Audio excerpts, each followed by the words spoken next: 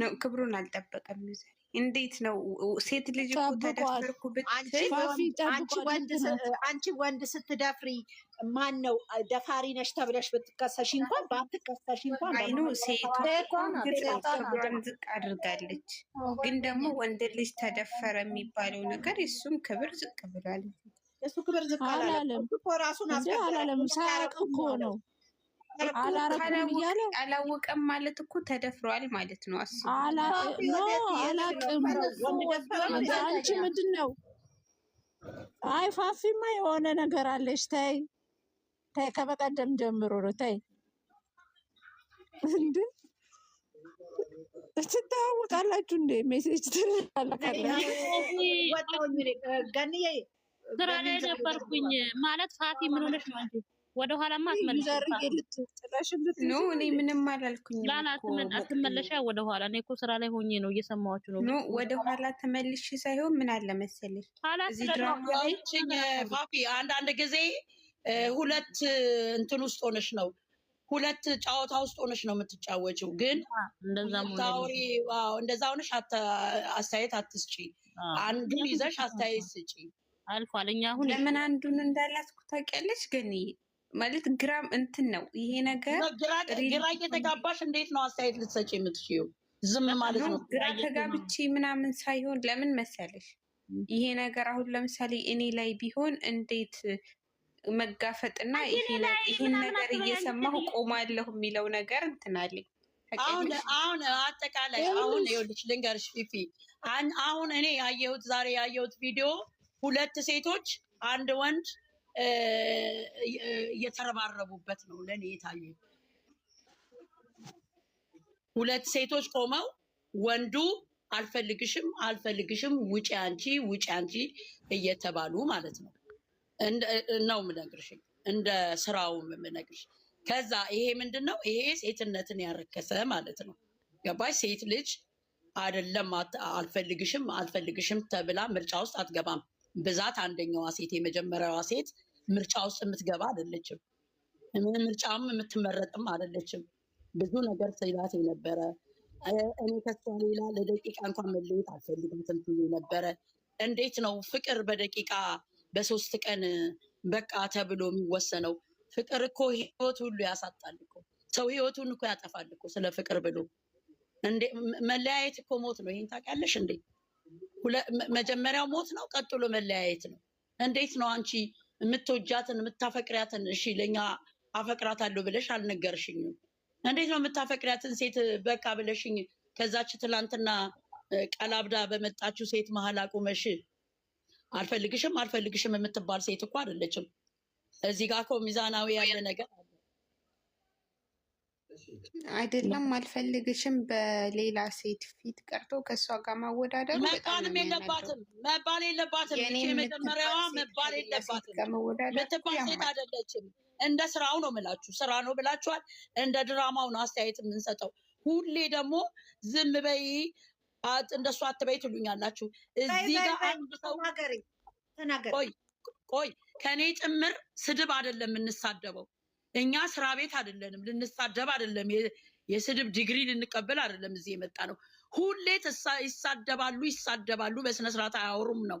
እኔ ግን በሴትነት እኔ ምርጫ ውስጥ አልገባም። እንደኔ እንደ ራሴም እውነት ለሴትም ሆኜ እቆማለሁ ብዬ እንደመጣሁት ማለት ነው። ነገም ዛሬም ሴት ስተት እንኳን እያለባት ከነ ስተቷ አብሬያት ቆማለሁ። በትክክለኛው መንገድ ነው የምልሽ፣ ሳልሳደብ ምንም ሳልን። ግን ዛሬ እንዴት ነው 2 ዓመት አፈቅርሻለሁኝ ባትባል እወድሻለሁ እየተንከባከበ ካላንቺ መኖር አልችልም፣ አንቺ ህይወቴ ነሽ፣ አንቺ ብዙ ነገር ያደረግሽልኝ ነሽ እያላት የሚላትን ሴት ትላንትና በመጣች ሴት ፊት አንቺ ሂጂ አንቺም አልፈልግም።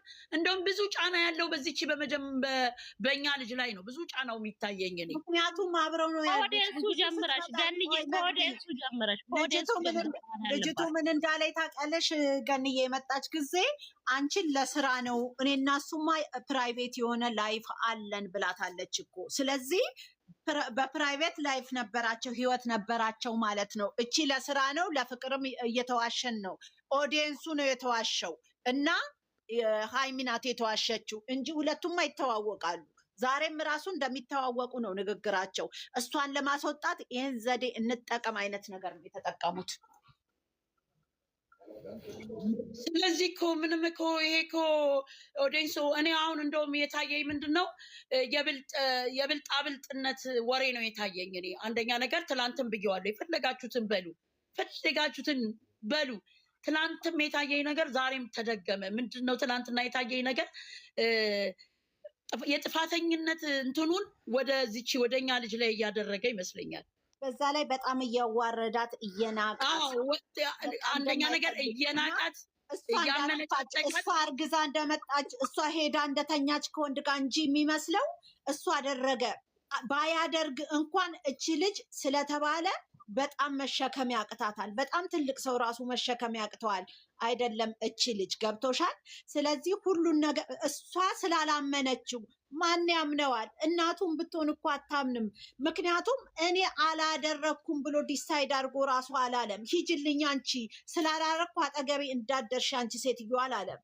ልጅቱን እየተንከባከበ ነው ያለው። ስለዚህ እንዴት አድርጎ ነው እቺ ልጅስ ትንሽ ልጅ እንትን የምትለው? ያን ሁሉ ተቀብላ መታ እንደገና ደግሞ ሆቴል ውስጥ አገኘቻቸው። ሆቴል ውስጥ ወሬ ለማውራት ነው ተባለ። እሺ ብላ ተቀበለች። እንደገና በራሷ ሲስተም ደግሞ እንደ ሴት ሁላችንም ሴት እንደምናደርገው እሺ ብላ ደግሞ እስቲ በቃ እልህም ይይዛል። ሁላችንም የምናደርገውን እንደ ሴት ደግሞ ወይኑን አርጋ ምናምን ጠበቀችው። ሰው አንዴ በቀል አንዴ ምናምን ይላል። ቢሆንም እኮ እሱን አይደለም ልጅቱን ነው። ልጅቱ የምታደርገውን እያየ ነው። 2 ዓመት ሙሉ አብራው ያለች ሴት አብራው ያለች ልጅ በደንብ የሚያውቃት ልጅ የተለየ ነገር ያደረገችው ተናዳ ነው። አዎ ምን ችግር አለው ቢሆንስ? በሱ አይደለም እኮ በሷ ነው እንዴ። እነሱ ቢባባሉ ምን ችግር አለ? እሱ እኮ መምረጥ ይችላል። ኖ በቃ አንቺ ልጄ ነው ብለሻል። ልክ ዛሬ እንዳለው አልፈልግም፣ አንቺ ግን ከኔ ጋር መቀጠል ካለብኝ ዛሬ ነይ፣ አይ ካልሽ ደግሞ ምረጭ ነው እንጂ የሚባለው። እሷን አንቺም ውጪ አንቺም ውጪ፣ ሁለታችሁንም አልፈልግም። አንቺ ደግሞ እያለ እንዴት ከታች እስከ ላይ እንደሚያበሻቅጣት፣ ይሄ ደግሞ ነውር ነው። ምንም አላደረገችም እቺ ልጅ። ከመሸከም ከምትችለው በላይ ተሸክማ ለምን አላመነችኝም ነው። እንዴት አርጋ ትመን? ሄደሃል ወይ ሲባል አዎ በተጣላን ጊዜ ሄጃለሁ አለ። እሺ አለች። እንደገና አርግዣለሁ ብላ መጣች። አርግዛለች እንዴት ይደረግ ሲባል እኔ አላቅምም አይልም፣ አውቃለሁም አይልም። እሺን ጠብቅ ተባለ። እቺ ልጅ እኮ መሸከም ያቅታታል። ሴት ልጅ እኮ ጭንቅላቷ መሸከም ነው የሚያቅተው። እንዲህ ያለ ነገር እኮ በጣም ትልቅ ሰው ላይፍ ኤክስፒሪየንስ ያለው ከብዙ ወንድ ጋር የኖረ እንኳን አይቀበልም። አይደለም እቺ ትንሽ ልጅ። እንደገና እሱም ብሶ እሺ ብላ አብረው አጠገቧ ሆና ከልብሽ አይደለም አብረሽ የሆንሽው፣ አንቺ አላመንሽኝም፣ እኔ አላጠፋውም፣ ያጠፋው አይመስለኝም። ነገ ሰርፕራይዝ ሊያረጋት ይችላል። ነገ ወርቅ ሊገዛላት ይችላል። ድራማ ሊሆን ይችላል።